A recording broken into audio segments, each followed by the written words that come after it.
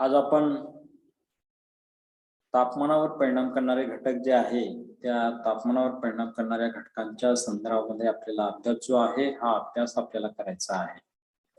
आपण तापमान हा जो घटक जो आहे, टेम्परेचर हा जो घटक जो आहे, हा टेम्परेचर हा घटक आपण याच्यामध्ये आपण अभ्यास जो आहे हा अभ्यास आपण करतो आहे. आता आपल्याला काय घ्यायचं आहे की तापमानावर परिणाम करणारे घटक जे आहे ते आपल्याला अभ्यास करायचा आहे. म्हणजे पृथ्वीवरील सर्वच ठिकाणी तापमान जे आहे हे तापमान एकसारखे नाही. कारण तापमानावर वेगवेगळे घटक जे आहे ते वेगवेगळ्या प्रकारचे घटक परिणाम करत असतात.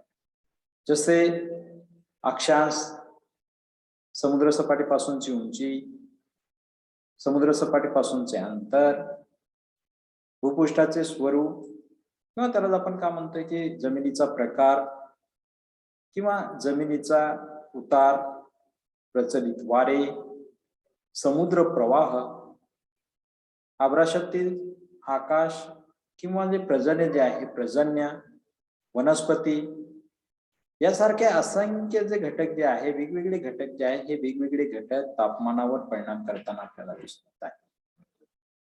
आता त्याच्यामधील पहिला जो घटक आपल्याला जो अभ्यास करायचा आहे ते म्हणजे अक्षांश आपल्याला अभ्यास करायचा आहे. आता हे जे अक्षांश जे आहे या जे अक्षांश जे आहे त्या अक्षांच्या संदर्भामध्ये माहिती करून घेत असताना किंवा तापमानावर परिणाम करणारे घटक समजून घेत असताना आपल्याला अक्षांश जे आहे पृथ्वीवरील वेगवेगळ्या प्रकारचे अक्षवृत्त समजून घेणं अत्यंत आवश्यक आहे. हे जे विषुववृत्त जे आहे ह्या विषुववृत्तापासून जसं उत्तरेकडे किंवा दक्षिणेकडे जाऊ तस तसं तापमान जे आहे हे तापमान काय होत जाते, कमी कमी होत जाते. म्हणजेच एखाद्या ठिकाणाचे अक्षांश मूल्य जे आहे हे अक्षांश मूल्य जेवढे जास्त तेवढे त्या ठिकाणचे तापमान कमी. तर अक्षांश मूल्य जेवढे कमी, अक्षांशाचे मूल्य जे आहे हे जेवढे कमी तेवढे त्या ठिकाणचं तापमान जे आहे हे तापमान जास्त असते. आपल्याला माहिती आहे की पृथ्वी ही कशी आहे, गोलाकार आहे. पृथ्वी ही गोलाकार असून पृथ्वीच्या सभोवतालचे वातावरण देखील गोलाकार आहे. हे जे वातावरण जे आहे हे वातावरण देखील कशा प्रकारचं आहे, गोलाकार आहे. आणि हे गोलाकार असल्याने सूर्यकिरण जे आहे हे सूर्यकिरण पृष्ठभागावर म्हणजे पृथ्वीचं हे जे पृष्ठभाग आहे त्या पृथ्वीच्या पृष्ठभागावर किंवा वातावरणात सारख्याच प्रमाणात पसरत नाही, म्हणजे सारख्याच प्रमाणात पसरत नाही. सूर्यकिरण पृथ्वीच्या काही भाग जे आहे काही भागामध्ये लंबरूप पडतात तर काही भागामध्ये हे जे आहे तिरपे पडताना आपल्याला दिसून येतात किंवा अत्यंत तिरपे जे आहे अत्यंत तिरपे पडताना आपल्याला दिसून येत आहे. तिरपे सूर्यकिरण जास्त भागावर पसरतात त्यामुळे त्याच्यापासून उष्णता जी आहे ही उष्णता कमी मिळते. परिणामी वातावरण जे आहे हे वातावरण कमी प्रमाणात तापतंय, कमी प्रमाणात तापतंय. जसं आपल्याला माहिती आहे जसं जसं विषुववृत्त जे आहे ह्या विषुववृत्तापासून जसं दूर जावं तसं सूर्याचे किरण जे आहे हे सूर्याची किरणांमध्ये तिरपेपणा वाढत जातो. सूर्याच्या किरणांमध्ये तिरपेपणा वाढत जातो आणि तापमान देखील काय होत जाते, कमी कमी होत जाताना आपल्याला दिसून येते. म्हणजे आताच आपण बघितलंय की जास्त उच्च अक्षरवृत्त जे असेल, जास्त अक्षरवृत्तांची किंमत असेल त्या ठिकाणी तापमान हे कमी असते आणि कमी अक्षरवृत्ताचे जे तापमान जे आहे ह्या कमी अक्षरवृत्ताच्या तापमानामध्ये त्याच्यापेक्षा सुद्धा ही कमी जास्त तापमान जे आहे जास्त तापमान आपल्याला पाहावयास मिळत आहे. आता हे जे विषुववृत्त जे आहे ह्या विषुववृत्ताच्या बाजूस काय पाहायला मिळतं आपल्याला, उत्तरेला कर्कवृत्त आणि दक्षिणेला मकरवृत्त आपणास पाहावयास मिळते. आता हे जे कर्कवृत्त जे आहे उत्तर गोलार्धामध्ये हे जे कर्कवृत्त जे आहे हे कर्कवृत्त किती अंशावर आहे, 23.5 अंशावर आहे. 23.5 अंशावर. ह्या 23.5 अंश कर्कवृत्तापासून दक्षिणेस हे जे मकरवृत्त जे आहे 23.5 अंश मकरवृत्त जे आहे त्या मकरवृत्तापर्यंत हे जे किरण जे आहे ही जी सूर्याची जी किरण जे आहे ही सूर्याची किरण कसे पडत असतात, लंबरूप पडताना आपल्याला दिसतात. लंबरूप किंवा बरेचसे लंबरूप जे आहे बरेचसे लंबरूप पडतात. त्यामुळे जमिनीची जी जागा जी आहे ही जागा कमी व्यापतात, जागा कमी व्यापतात व त्या ठिकाणचे जे तापमान जे आहे हे तापमान त्या भागाला जास्त मिळताना आपल्याला दिसून येते, म्हणून तापमान जे आहे हे तापमान वाढतंय त्या भागामध्ये. हा भाग म्हणून ह्याला आपण काय म्हणतोय, उष्ण कटिबंध म्हणून सुद्धा ओळखले जाते. म्हणजे कुठून, हे जे कर्कवृत्त जे आहे ह्या कर्कवृत्तापासून तर मकर वृत्तापर्यंतचा हा जो भाग जो आहे त्या भागाला आपण काय म्हणतोय, कर्कवृत्त. आपण उष्ण कटिबंध अशा प्रकारचं आपण म्हणतो असतो, उष्ण कटिबंध म्हणून ओळखलं जाते. त्यानंतर दुसरं आहे, आपण हा जो पट्टा जो आहे म्हणजे दक्षिणेला 23.5 ते 66.5 अंश अक्षवृत्त आणि उत्तरेला 23.5 आणि 66.5 अंश अक्षवृत्ताच्या दरम्यानचा जो भाग जो आहे त्या भागाला आपण काय म्हणत असतोय, समशीतोष्ण कटिबंध असं आपण म्हणतोय. समशीतोष्ण कटिबंध अशा प्रकारचं आपण त्याला आपण म्हणत असतो.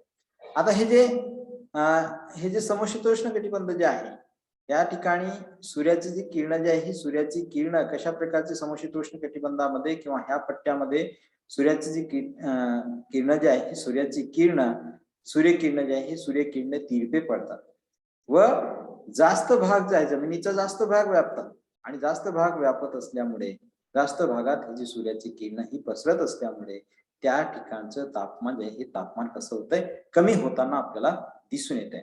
हा भाग समशीतोष्ण कटिबंध म्हणून ओळखला जाते. म्हणजे उत्तर गोलार्धामध्ये 23.5 ते 66.5 अंश आणि दक्षिण गोलार्धामध्ये 23.5 ते 66.5 अंश अक्षवृत्ताचा हा जो पट्टा जो आहे ह्या पट्ट्याला आपण समशीतोष्ण कटिबंध अशा प्रकारचा आपण म्हणत असतोय.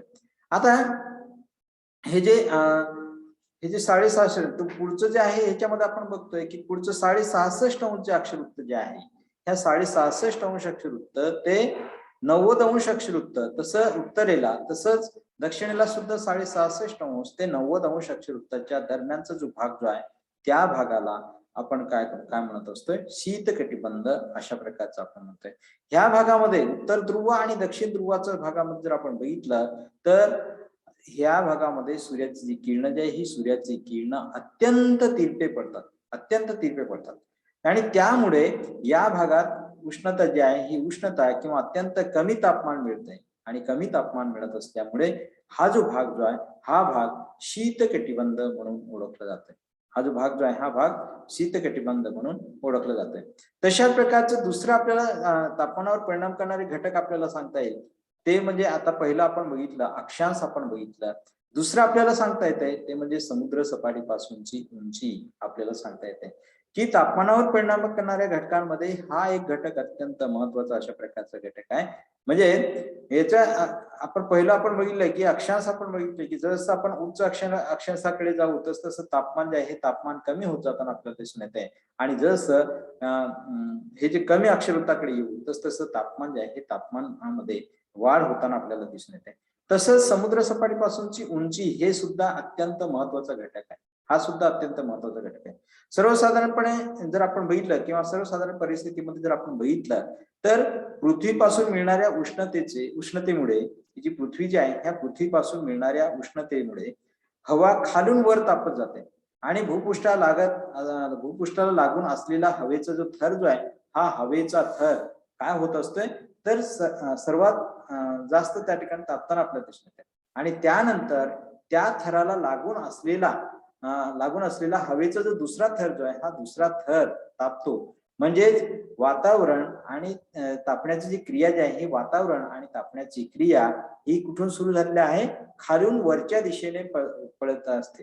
म्हणजे हे जे तापण्याची जी क्रिया जी आहे ही तापण्याची क्रिया भूपृष्ठ तापण्याची क्रिया जी आहे ही भूपृष्ठ तापण्याची क्रिया खालून वरच्या दिशेने घडत असते. तापमान कमी होण्याचा दर किती आहे, 160 मीटर. तापमान कमी होण्याचा दर हा 160 मीटर आहे आणि उंची मागे तापमान जे 160 मीटर उंची मागे तापमान 1 डिग्री सेल्सिअस तापमानाने कमी होताना आपल्याला दिसतंय. परंतु ऋतुमानानुसार जर आपण बघितलं तर ऋतुमानानुसार या दरांमध्ये म्हणजे 160 अंश किंवा ह्याच्यामध्ये काय ऋतुमानानुसार फरक पडताना आपल्याला दिसून येते. म्हणजे उन्हाळ्यात आपल्याकडे ज्यावेळेस उन्हाळा असतो त्यावेळेस उन्हाळ्यामध्ये 160 मीटरला 1.1 डिग्री सेल्सिअस एवढं तापमान असतंय. म्हणजे 160 मीटरला उन्हाळ्यामध्ये 160 मीटर उंचीला 1.1 डिग्री सेल्सिअस तापमान असते, तर हिवाळ्यामध्ये हे जे तापमान जे आहे हे तापमान कमी होतंय. म्हणजे 160 मीटरला 0.8 डिग्री सेल्सिअसने तापमान जे आहे 0.8 डिग्री सेल्सिअसने तापमान कमी होत जाताना आपल्याला दिसून येते. म्हणजे उंचीनुसार तापमान कमी होण्याची जी क्रिया जी आहे ही उंचीनुसार तापमान कमी होण्याची क्रिया कशा प्रकारची आहे?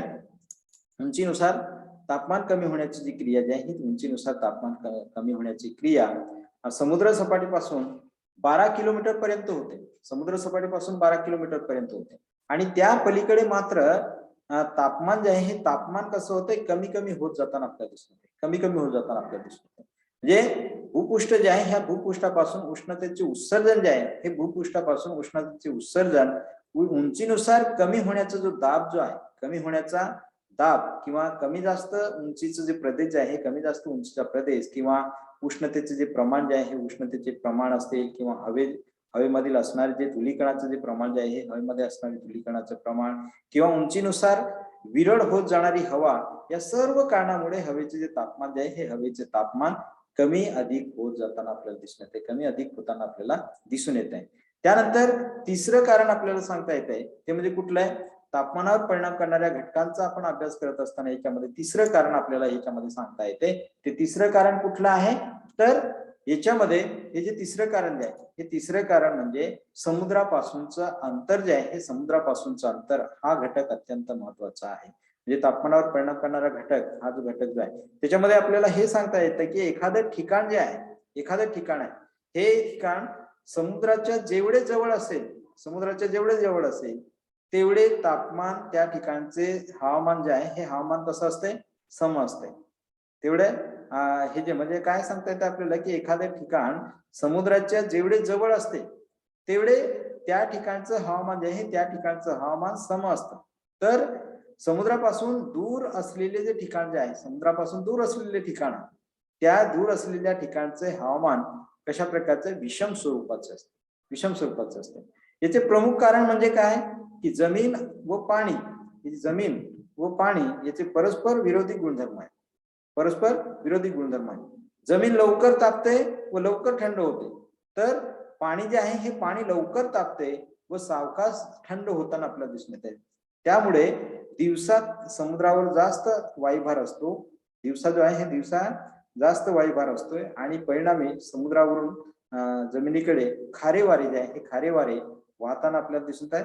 तर रात्री जमीन जी आहे ह्या जमिनीवरील जास्त वायुभार असतो. त्यामुळे रात्री जमिनीवरून समुद्राकडे वारे जे वाहतात त्या वाऱ्यांना आपण काय म्हणतोय? मतलई वारे अशा प्रकारचं आपण म्हणतोय. मतलई वारे अशा प्रकारचं आपण म्हणतोय. आता समुद्राच्या सानिध्यातील हे जे समुद्राचं सानिध्य जे आहे ह्या समुद्राच्या सानिध्यातील जे ठिकाण जे आहे हे ठिकाण किंवा ह्या ठिकाणी कमाल आणि किमान तापमानात फारसा फरक जो आहे हा फारसा फरक पडत नाही. दैनिक तापमान कक्षा जी आहे दैनिक तापमान कक्षा ही अधिक असते, लहान असते. दैनिक तापमान कक्षा ही कशी असते? लहान असते. आणि या उलट हे खंडांतर्गत प्रदेश जे आहे ह्या खंडांतर्गत प्रदेशात म्हणजेच समुद्रापासून दूरच्या ठिकाणी कमाल आणि किमान तापमानाचे जे फरक जो आहे हा कमाल आणि किमान तापमानामधील फरक जास्त असतो. त्यामुळे दैनिक तापमान कक्षा जी आहे ही दैनिक तापमान कक्षा मोठी होते. परिणामी अशा ठिकाणचे हवामान जे आहे अशा ठिकाणचं हवामान विषमता जे आहे विषम स्वरूपाचं हवामान त्याच्यामध्ये आपणास पाहावयास मिळत आहे. हे आपल्याला समुद्र सपाटीपासूनच अंतराच्या बाबतीत आपल्याला सांगता येते. पुढचं आपल्याला सांगता येते की तापमानावर परिणाम करणाऱ्या घटकांमधील भूपृष्ठाचं स्वरूप जे आहे भूपृष्ठाचं स्वरूप अत्यंत महत्वाचं आहे किंवा जमिनीचा प्रकार आपण म्हणतोय हा जमिनीचा प्रकार सुद्धा अत्यंत महत्वाचा आहे. म्हणजे ही जी पृथ्वी जी आहे त्या पृथ्वीवर भूपृष्ठाचे जे स्वरूप जे आहे हे भूपृष्ठाचे स्वरूप सर्वत्र सारखं नाही. पृथ्वीवर भूपृष्ठाचं स्वरूप जे आहे भूपृष्ठाचं स्वरूप कसं आहे? तर असमान स्वरूपाचं आहे, सर्वत्र सारखं नाही. भूपृष्ठावरील जमिनीचे विविध असे प्रकार आहेत. भूपृष्ठावर जमिनीचे विविध अशा प्रकारचे प्रकार जे आहेत ते विविध असे प्रकार आपणास त्याच्यामध्ये आपणास सांगता येते. वेगवेगळ्या प्रकारच्या जमिनीची उष्णता ग्रहण करण्याची क्षमता जी आहे ही ग्रहण करण्याची क्षमता ही कशी आहे? वेगवेगळी असते. आणि त्यामुळे आपल्याला हे सांगता येतं की खडकाळ जमीन असेल किंवा रेतीयुक्त जमीन असेल, ही रेतीयुक्त जमीन किंवा खडकाळ जमीन जी आहे, ही खडकाळ जमिनीची उष्णता जी आहे, ही उष्णता ग्रहण करण्याची क्षमता ही जास्त असते आणि त्यामुळे या भागात हवेचे जे तापमान जे आहे, हवेचे तापमान जास्त असते. म्हणजे उदाहरणार्थ जर आपण बघितलं तर वाळवंटाचा जर आपण विचार जर आपण केला तर वाळवंटी प्रदेशामध्ये गाळाचे व चिकण मातीच्या प्रदेशातील जमिनीची उष्णता जी आहे, जमिनीची उष्णता धारण करण्याची क्षमता जी आहे, धारण करण्याची क्षमता कमी असते. त्यामुळे या भागात हवेचे जे तापमान जे आहे, हे हवेचे तापमान कमी होत असताना आपल्याला दिसून येते. उदाहरणार्थ जर आपण बघितलं तर सुपीक मैदान जे आहे, या सुपीक मैदानी प्रदेशांमध्ये जर आपण विचार जर आपण केला तर जमिनीच्या रंगाचा, ही जमीन जी आहे, ह्या जमिनीच्या रंगावर रंगाचा व गुणधर्माचा देखील काय होतंय परिणाम होताना आपल्याला दिसून येतो. रंगाचा आणि गुणधर्माचा सुद्धा परिणाम होताना आपल्याला दिसून येते. म्हणजे काळ्या रंगाची जी जमीन जी आहे, ही काळ्या रंगाची जमीन जास्त ग्रहण करते, म्हणजे उष्णता जी आहे, ही उष्णता कशी जास्त ग्रहण करताना आपल्याला दिसून येते आणि त्यामुळे अशा भागातील हवेचे जे तापमान जे आहे, हवेचे तापमान जास्त असते. हवेचे तापमान जे आहे, हवेचे तापमान जास्त असते. जसे की समजा तांबडी जमीन आहे किंवा तांबडी मृदा आहे किंवा पिवळी जमीन आहे, ही काय करते, ही जी जमिनी जी आहे, ह्या जमिनी उष्णता कमी ग्रहण करते आणि परिणामी हवेचे तापमान जे आहे, हवेचे तापमान कसं राहते ह्या प्रदेशामध्ये कमी राहते. हवेचे तापमान कमी राहताना आपल्याला दिसून येते आणि ह्याच्यामध्ये पिवळी जमीन आपण बघितलं की पांढरी किंवा पिवळी जमीन जी आहे, ही उष्णता जास्त ग्रहण करताना आपल्याला दिसून येते. परिणामी तेथील हवामान जे आहे, हे हवामान कसं आहे, उष्णता जी आहे, आपण आता सांगितलं की ही जी तांबडी आणि पिवळी जमीन, आता मागास सांगितलं, जास्त सांगितलं गेलं माझ्याकडनं. आता ही तांबडी किंवा पिवळी जमीन जी आहे, ही पांढरी किंवा तांबडी किंवा पिवळी जमीन कमी उष्णता ग्रहण करते आणि वालुकामय जमीन जी आहे, ही वालुकामय जमीन ही जास्त उष्णता ग्रहण करताना आपल्याला दिसत आहे. म्हणजे हवेचे जे तापमान काय होतंय, ही पांढरी किंवा पिवळी जमीन कमी उष्णता ग्रहण करत असल्यामुळे हवेचे जे तापमान जे आहे, हवेचे तापमान कसं राहतंय, कमी होताना आपल्याला दिसत आहे. म्हणजे बर्फाच्छादित जमिनीचे जे तापमान जे आहे, बर्फाच्छादित जमिनीचे तापमान अत्यंत कमी राहते. कारण अशा जमिनीवरून 70 ते 80% सौरशक्ती जी आहे, 70 ते 80% सौरशक्ती परावर्तित होताना आपल्याला दिसून येते. दुसरं आपल्याला सांगता येते ते म्हणजे जमिनीचा प्रकार आपल्याला सांगता येतो. जमिनीचा प्रकार. आता हे जे जमिनीचा प्रकार, जमिनीचा उतार हे आपल्याला सांगता येते. पुढचा प्रकार आहे तापमानावर परिणाम करणाऱ्या घटकांमध्ये पुढचा जो घटक जो आहे, हा पुढचा घटक कुठला, जमिनीचा उतार. आता जमिनीचा उतार किंवा भूपृष्ठाचा उतार देखील हवेच्या तापमानावर परिणाम करतो. हवेच्या तापमानावर परिणाम करताना आपल्याला दिसून येते. म्हणजे आपण जमिनीचं जे उतार जे आहे, या जमिनीच्या उतारानुसार सूर्यकिरणाचा जो तिरपेपणा जो आहे, हा तिरपेपणा कमी अधिक होतोय आणि जमीन सपाट असल्यास सूर्यकिरण जे आहे, सूर्यकिरण जमिनीवर जास्त जागा व्यापताना जागा जी आहे, जागा सारख्या प्रमाणात व्यापतात. म्हणजे जर समजा जमीन सपाट असल्यास सूर्यकिरण जमिनीवरील जागा जी आहे, जमिनीवरील जागा सारख्या प्रमाणात व्यापतात. जमीन चढ उताराची असेल तर सूर्याची जी किरण जी आहे, हे सूर्याच्या किरणाच्या दिशेने उतार जो आहे, ह्या उतार असलेल्या ठिकाणी सूर्यकिरण कमी जागा व्यापताना आपल्याला दिसून येत आहे व उष्णता जी आहे, उष्णता देताना आपल्याला दिसून येत आहे. या उलट किरणाच्या हे जे किरण जे आहे, ही जी सूर्याची जी किरण जी आहे, या सूर्याच्या किरणाच्या विरुद्ध दिशेला जर विरुद्ध उताराला जर आपण बघितलं तर जमिनीवरील सूर्यकिरण जास्त जागा त्या विरुद्ध दिशेला त्या ठिकाणी व्यापतात, त्यामुळे उष्णता कमी देतात. आता याच्यामध्ये आपण बघितलं होतं की कर्कवृत्ताच्या उत्तरेस सूर्यकिरण जे आहे, सूर्यकिरण नेहमी दक्षिणेकडे पडतात. आणि पश्चिम पूर्व दिशे जे आहे, ह्या पश्चिम पूर्व दिशेने आज पर्वत असेल किंवा हिमालय पर्वत असतील, हे कर्कवृत्ताच्या दिशेकडे आहे, कर्कवृत्ताच्या उत्तरेकडे आहे. त्यामुळे या पर्वताच्या किंवा दक्षिण उतारावर सूर्यकिरण जे आहे, हे सूर्यकिरण लंबरूप पडताना आपल्याला दिसून येतात व जागा जी आहे, ही जागा सुद्धा जास्त व्यापताना आपल्याला दिसून येते. परिणामी तेथील हवामान जे आहे, हवामान कसं होतंय, हवामान वाढते, तेथील तापमान हे जे आहे हे होते. म्हणजे उलट परिस्थितीमध्ये जर उत्तरावर हे तेथील तापमान कमी होताना आपल्याला दिसून येते, दक्षिण उत्तरावर तापमान हे जास्त पडताना आपल्याला दिसून येत आहे. म्हणजे अशा प्रकारचा हा एक जमिनीचा उतार हा सुद्धा तापमानावर परिणाम करताना आपल्याला दिसून येते. हा घटक सुद्धा अत्यंत महत्वाचा घटक आहे. दुसरं प्रचलित वारे, हा एक अत्यंत महत्वाचा घटक. प्रचलित वारे, आता हे जे प्रचलित वारे जे आहे, तापमानावर परिणाम करणारे घटक जे आहे, ह्या घटकांमध्ये जे प्रचलित वारे जे आहे हे सुद्धा, हा जो घटक जो आहे हा सुद्धा अत्यंत महत्वाचा आहे. म्हणजे उष्ण किंवा थंड प्रदेशाकडून वाहणाऱ्या वाऱ्यांचा परिणाम त्या तो जो प्रदेश जो आहे त्या प्रदेशाच्या तापमानावर होतोय. म्हणजे वारे थंड प्रदेशावरून येणारे असल्यास तापमान कमी होते आणि उष्ण प्रदेशावरून वाहत येणारे वारे असल्यास तापमान जे आहे हे तापमान वाढताना आपल्याला दिसून येते. हिवाळ्यात जमिनीवरून येणारे वारे तापमान कमी करतात, तर समुद्रावरून येणारे वारे जे आहे, समुद्रावरून येणारे वारे तापमान वाढवतात. म्हणजे उन्हाळ्याच्या स्थितीमध्ये जमिनीवरून येणारे वारे जे आहे, जमिनीवरून येणारे वारे तापमान वाढवतात, तर समुद्रावरून येणारे वारे जे आहे, हे समुद्रावरून येणारे वारे तापमान कमी करतात.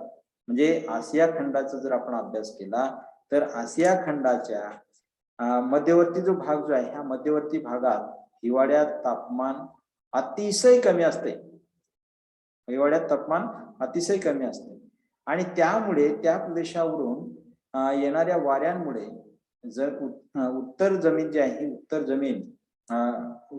जमीन किंवा आपण त्याला आपण काय म्हणूया, उत्तर चीन आपण म्हणूया. उत्तर चीन असेल किंवा मंगोलिया असेल किंवा जे मान्सूरिया जे आहे, हे मान्सूरिया येथील हे जे तापमान जे आहे, हे तापमान अतिशय कमी होते. या भागावरील तापमान अतिशय कमी होते. म्हणून समुद्रावरून येणाऱ्या नैऋत्य मोसमी वाऱ्यामुळे भारतातील अनेक ठिकाणी तापमान कमी होते आणि प्रचलित वारे जे आहे, ह्या प्रचलित वाऱ्यांमध्ये व्यापारी वारे जे आहे, व्यापारी वारे असतील किंवा प्रतिव्यापारी वारे असतील, प्रतिव्यापारी वारे आणि ध्रुवीय वाऱ्यांचा समावेश आहे. हा ध्रुवीय वाऱ्यांचा समावेश याच्यामध्ये होताना आपल्याला दिसून येते. म्हणजे ज्या प्रदेशावरून हे वारे वाहत जातात त्या प्रदेशाचा गुणधर्म जसे आर्द्रता असेल किंवा तापमान असेल, या वाऱ्यांमुळे येतात. व्यापारी वाऱ्यांमुळे उष्णता किंवा उष्ण कटिबंधातील पूर्व किनारे जे आहे, हे पूर्व किनारे कसे होत असतात, तर उबदार होताना आपल्याला दिसून येत आहे. प्रतिव्यापारी वाऱ्यांमुळे खंडाचा जो पश्चिम भाग जो आहे, ह्या खंडाच्या पश्चिम भागात आर्द्रता जी आहे, ही खंडाच्या पश्चिम भागात आर्द्रता व पर्जन्य जे आहे, ह्या पर्जन्यावर परिणाम होताना आपल्याला दिसून येते.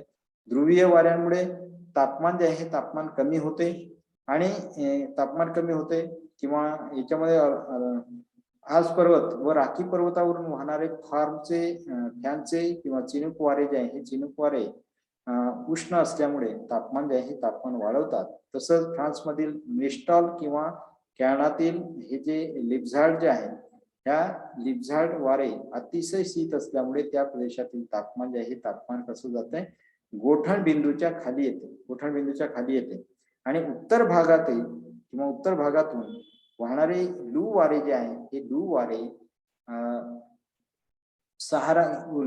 किंवा जो सहारा वाळवंट जे आहे, ह्या सहारा वाळवंटावरून येणारे सिरेक्को वारे जे आहे, त्या प्रदेशाचे तापमान जे आहे, हे तापमान वाढताना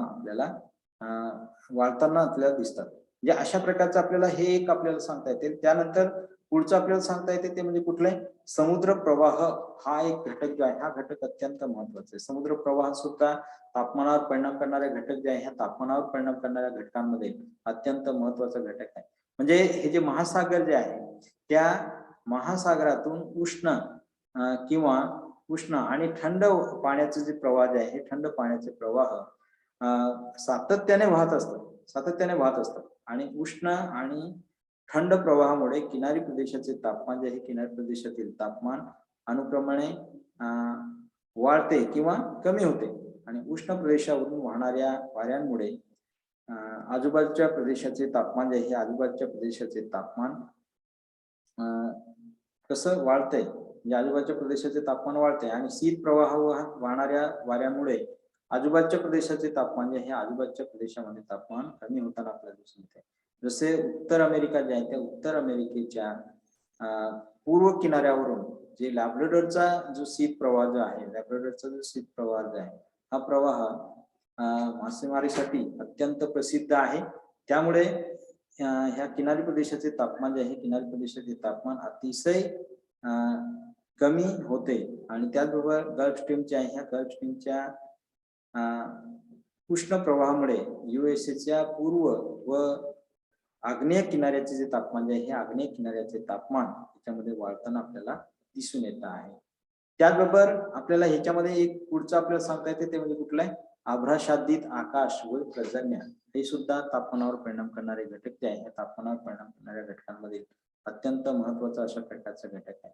म्हणजे आपल्याला माहिती आहे की आकाशात ढगांची गर्दी जी आहे, ढगांची गर्दी मोठ्या प्रमाणात, ज्या ठिकाणी आकाशामध्ये ढगांची गर्दी आहे किंवा पाऊस पडत असल्यास भूपृष्ठावर सूर्याची किरण जे हे भूपृष्ठावर सूर्याची किरण पोहोचू शकत नाही. परिणामी तापमान जे आहे, तापमान कमी होते. परिणामी तापमान कमी होते. आभ्राच्छादित आकाश जे आहे, हा आभ्राच्छादित आकाश असल्यास दिवसा तापमान जे आहे, दिवसा तापमान हे जे लवकर तापत नाही. तसेच आभ्राच्छादित आकाशामुळे रात्रीच्या वेळी उष्णतेच्या विसर्जनाचा काय होतंय, अडथळा निर्माण होतोय व परिणामी तापमान जे आहे, तापमान सुद्धा काय होतंय, कमी होताना आपल्याला दिसत आहे. आकाश निरभ्र जर असेल तर जमिनीवरून आकाश जर निरभ्र असल्यास जमिनीवरून उष्णता जी आहे, जमिनीवरून उष्णता ग्रहण करण्याची किंवा विसर्जनाचे जे मोठ्या प्रमाणात घडून येतात. त्यामुळे दिवसा तापमान वाढते व रात्रीच्या वेळी तापमान जे आहे, तापमान बरेचसे कमी होते. आणि प्रजननामुळे कोणत्याही ठिकाणचे तापमान जे आहे, कोणत्या ठिकाणचे तापमान वाढत नाही. कारण हवा दमट असते, सूर्यापासून मिळणारी उष्णता बाष्प धारण करते. तसेच पावसामुळे जमीन जी आहे, ही जमीन ओली होते आणि जमिनीतील पाण्याचे जे बाष्पीभवन जे आहे, जमिनीतील पाण्याचे बाष्पीभवन होण्यासाठी उष्णता सुद्धा जास्त खर्च होते. त्यामुळे जमीन जी आहे, ही जमीन तापतही नाही आणि जमीन न तापल्यामुळे हवाही तापत नाही व तापमान जे आहे, तापमान कसं राहते, सौम्य राहते. म्हणूनच भारतात पावसाळा सुरू झाल्यावर उन्हाळ्याची जी तीव्रता जी आहे, ही उन्हाळ्याची तीव्रता कमी होते व तापमान देखील काय होते, कमी होताना आपल्याला दिसून येत आहे. त्यानंतर पुढचं आपल्याला घेता येईल, शेवटचं आहे तापमानावर परिणाम करणारे घटक, ते म्हणजे वनस्पती हा घटक अत्यंत महत्वाचा आहे. म्हणजे ज्या ठिकाणी घनदाट अरण्य जे आहे, त्या घनदाट अरण्याच्या प्रदेशात सूर्याची जी किरण जी आहे, ही सूर्याची किरण जमिनीवर येण्यास अडथळा निर्माण करत असतात. जमिनीवर येण्यास अडथळा निर्माण होतो आणि त्यामुळे जमीन फारशी तापत नाही. जमीन जी आहे, जमीन फारशी तापत नाही. तसेच वनस्पती जे आहे, या वनस्पती आच्छादनामुळे उष्णतेचे विसर्जनही फारसे होत नाही. त्यामुळे जमीन लवकर थंड होत नाही व हवामान जे आहे, हे हवामान कसं राहतंय, सौम्य राहण्यास मदत होते. म्हणजे अरण्याच्या प्रदेशात हवेतील बाष्पाचे जे प्रमाण देखील काय होते, कमी होताना आपल्याला दिसून येते किंवा कमी होत असते. कारण वनस्पतीच्या पानांद्वारे सतत बाष्पीभवन जे आहे, सतत बाष्पीभवन चालू होत असते. अरण्याच्या प्रदेशात सुद्धा पावसाचे प्रमाण जे आहे, पावसाचे प्रमाण देखील जास्त होते. त्यामुळे हवेचे तापमान जे आहे, हवेचे तापमान सुद्धा कमी होण्यास मदत होताना आपल्याला दिसून येत आहे. म्हणजे अशा प्रकारचे हे जे तापमानावर परिणाम करणारे घटक जे आहेत, हे तापमानावर परिणाम करणारे घटक आपण याच्यामध्ये आपण बघितले. याच्यामध्ये तापमानावर परिणाम करणारे घटक आपण वनस्पती हा एक घटक आपण अभ्यास केलाय.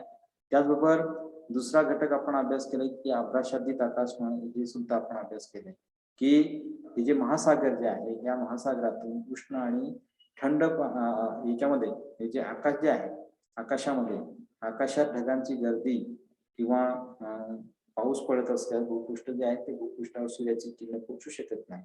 परिणामी तापमान काय होते, कमी होते. म्हणजे आभ्राच्छादित आकाश असल्या दिवसा जमीन लवकर तापत नाही. तसेच आभ्राच्छादित आकाश असल्यास रात्रीच्या वेळी उष्णतेचे विसर्जन सुद्धा लवकर होत नाही. म्हणून हे जे तापमान जे आहे, तापमान वाढताना हा एक घटक अत्यंत महत्वाचा घटक आहे. तसंच हे जे समुद्र प्रवाह जे आहे, हा समुद्र प्रवाह सुद्धा अत्यंत महत्वाचा आहे किंवा सागरी प्रवाह आपण म्हणतोय. की महासागर जे आहे त्या महासागरामधून उष्ण आणि थंड पाण्याचे जे प्रवाह जे सतत वाहत असतात आणि उष्ण आणि थंड पाण्याच्या प्रवाहामुळे किनारी प्रदेशाचे तापमान जे आहे किनारी प्रदेशाचे तापमान वाढते किंवा कमी होत जाते. तसेच उष्ण प्रवाहामुळे वाऱ्यामुळे आजूबाजूचा जो प्रदेश आहे त्या आजूबाजूच्या प्रदेशाचे तापमान जे आहे तापमान वाढते. तर शीत प्रवाहावरून वाहणाऱ्या वाऱ्यांमुळे आजूबाजूच्या प्रदेशाचे तापमान जे आहे आजूबाजूच्या प्रदेशाचे तापमान कमी होताना आपल्याला दिसते. तर हा एक घटक आपण याच्यामध्ये आपण बघितला समुद्र प्रवाहानं. आणि पुढचं आपण बघितलं की प्रचलित वारे आपण बघितले होते. हे जे प्रचलित वारे जे आहे हे प्रचलित वारे याच्यामध्ये ध्रुवीय वारे असतील किंवा विषुववृत्तीय वारे असतील किंवा समशीतोष्ण वारे असतील, एखाद्या पर्वतीय भागातून वाहणारे वारे असतील, म्हणजे फ्यान किंवा चिनूक सारखे वारे असतील, ते काय करतात, फान किंवा चिनूक वारे जे आहे हे वारे तापमान जे आहे तापमान वाढवतात. तसंच फ्रान्स जे आहे ह्या फ्रान्समधील मिस्टल किंवा कॅनडातील हे जे लिप्झार्ड हे जे वारे जे आहे हे वारे शीत असल्यामुळे या प्रदेशाचे तापमान जे हे तापमान गोठण बिंदूच्या खाली येताना आपल्याला दिसून येत आहे. हे आपण याच्यामध्ये प्रचलित वाऱ्यांच्या संदर्भामध्ये आपण अभ्यास जो आहे हा अभ्यास आपण केला होता. त्यावर प्रचलित जमिनीचा उतार जो आहे हा जमिनीचा उतार सुद्धा अत्यंत महत्वाचा आहे. जमिनीचा किंवा भूपृष्ठाचा उतार देखील अत्यंत महत्वाचा आहे. तापमानात परिणाम करणाऱ्या घटकांमधील हा घटक अत्यंत महत्वाचा आहे. म्हणजे जमिनीच्या उतारानुसार सूर्यकिरणाचा जो तिरपेपणा जो आहे हा सूर्यकिरणाचा तिरपेपणा कमी अधिक होतो. आणि जमीन जी आहे जमीन सपाट असल्यास सूर्याची किरण जी आहे सूर्याची किरण जमिनीवर जागा जी आहे जमिनीवरील जागा जास्त सारख्या प्रमाणात त्या ठिकाणी व्यापताना आपल्याला दिसते. म्हणजे असं आपल्याला हे घटक आपल्याला सांगतात. ते पुढचं आपण बघितलं होतं जमिनीचा प्रकार आपण बघितला होता. जमिनीचा प्रकार सर्वत्र सारखा नाही. प्रत्येक ठिकाणी वेगवेगळ्या प्रकारचे जमीन आपण आज पाहावयास मिळत आहे. आणि तसंच ह्या जमिनीचं वेगवेगळ्या प्रकारामुळे जमिनीची उष्णता ग्रहण करण्याची क्षमता जी ही उष्णता ग्रहण करण्याची क्षमता देखील वेगवेगळ्या प्रकारची आहे. खडकाळ जमीन किंवा रेतीयुक्त जमीन ही उष्णता जास्त ग्रहण करते. तसेच आपण बघतोय की ही जी उष्णता जी आहे गाळाची असेल किंवा चिकणमातीच्या प्रदेशातील जमिनीची उष्णता धारण करण्याची क्षमता जी आहे ही उष्णता धारण करण्याची क्षमता कमी असते. त्यामुळे या भागात हवेचे तापमान कमी होत असते. म्हणजे उदाहरणार्थ जर आपण बघितलं याच्यामध्ये सुपीक जमीन असेल किंवा जमिनीच्या रंगाचा किंवा गुणधर्माचा देखील याच्यावर परिणाम होताना आपल्याला दिसून येते किंवा तापमानावर परिणाम होताना आपल्याला दिसून येते. जसं काळ्या रंगाची जमीन जी आहे काळ्या रंगाची जमीन जास्त उष्णता ग्रहण करते. त्यामुळे अशा भागामधील हवेचे जे तापमान हे जास्त असते. तसं तांबडी मृदा असेल किंवा पिवळी जमीन असेल त्या ठिकाणी उष्णता ग्रहण काय ह्या जमिनी सुद्धा उष्णता ग्रहण करते. परंतु तेथील हवेचे जे तापमान जे आहे हवेचे तापमान कमी होताना आपल्याला दिसून येते. जे बर्फाच्छादित जमिनीचे तापमान जे आहे हे सुद्धा अत्यंत कमी राहते. कारण अशा जमिनीवरून 70 ते 80% सौरशक्ती जी आहे ही सौरशक्ती परावर्तित होताना आपल्याला दिसून येते. पुढचं आपण समुद्रापासूनचं अंतर आपण बघितलं होतं. जसं समुद्रापासून मधल्या भागामध्ये जाऊ तसतशी उष्णता जी आहे ही उष्णता कमी कमी होत जाताना आपल्याला दिसून येते. मात्र जास्त उष्णता आपल्याला उन्हाळ्यामध्ये आपल्याला पाहावयास मिळते. की उन्हाळ्यामधून हे जे उन्हाळे जे आहे त्या उन्हाळ्यामध्ये जर परिस्थिती जर आपण बघितली तर उन्हाळ्याची परिस्थिती ही वेगळी असते. कारण का सूर्याची किरण जी आहे सूर्याची किरण उत्तरेकडे जास्त लंबरूप पळताना आपल्याला दिसून येते. म्हणजे अंतराचा जर आपण विचार केला समुद्रापासून तर समुद्रापासून जसं लांब अंतरावर राहू खंडीय भागामध्ये राहू तसं तापमान जे आहे हे तापमान सुद्धा कमी होताना आपल्याला दिसून येत आहे. म्हणजे हे अंतर सुद्धा तापमानावर मोठ्या परिणाम करते. दुसरं समुद्र सपाटीपासूनचं अंतर आपण बघितलं की समुद्र सपाटीपासूनची उंचीच्या संदर्भामध्ये आपण बघितलं होतं की ही जी सर्वसाधारण परिस्थितीमध्ये पृथ्वीपासून मिळणाऱ्या उष्णतेची हवा जी आहे ही हवा कशी खालून वर तापत जाते आणि त्यानंतर भूपृष्ठालगतची हवा जी आहे ही भूपृष्ठालगतची हवा उष्ण होताना आपल्याला दिसून येते. उष्ण होताना आपल्याला दिसून येते. त्याबरोबर अक्षांश आपण बघितला. हा अक्षांश हा घटक अत्यंत महत्वाचा आहे. हा घटक आपण याच्यामध्ये आपण अभ्यास जो आहे हा अभ्यास आपण केलेला आहे. आपण पुढचं जे आहे ते पुढच्या